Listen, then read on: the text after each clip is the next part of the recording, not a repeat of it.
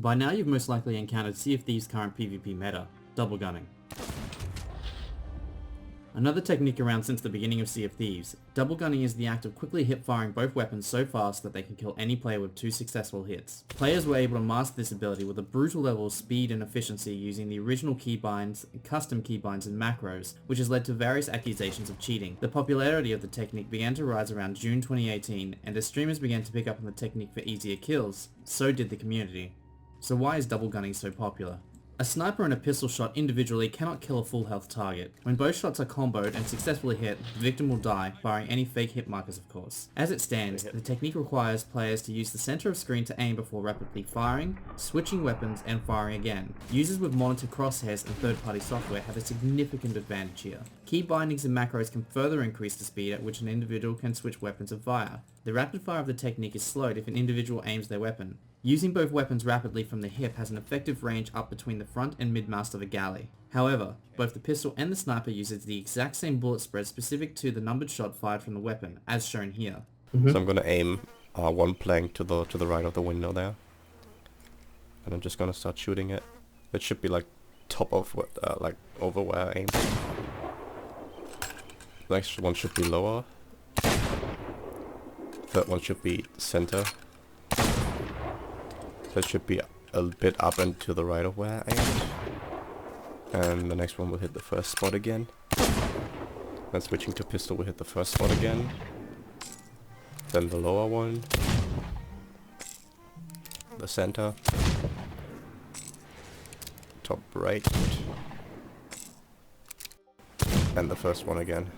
A player who understands this and the range they are at can become considerably more accurate. The pistol sniper is the best range combo by far, is best suited to players of FPS games, is the best combination of weapons to use underwater, and can quickly kill new spawns faster than any other weapon or combo. There are significant cons however. A double gun user becomes useless at PvE encounters and requires an ammo crate to be effective. Prolonged PvP encounters on islands can be deadly without regular trips to an ammo crate. Double gunners can no longer sword dash to and from islands in ships, becoming heavily reliant on sailing ability and cannons for boarding. Multi-crew situations become harder as individuals need to be targeted, as opposed to the sword that can damage multiple people at a time. The damage output itself is not as reliable as a sword-gun combo, which is more forgiving of missed shots.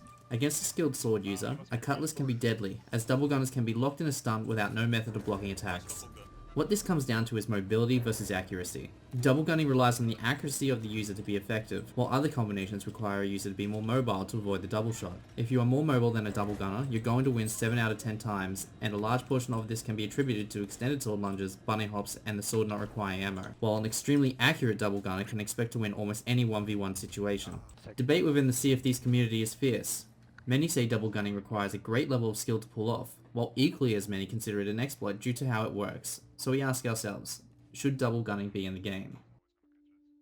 As well, any update on the double shot stuff with the sniper and flintlock? Not right now, but we are looking at it. It's on our list. Okay.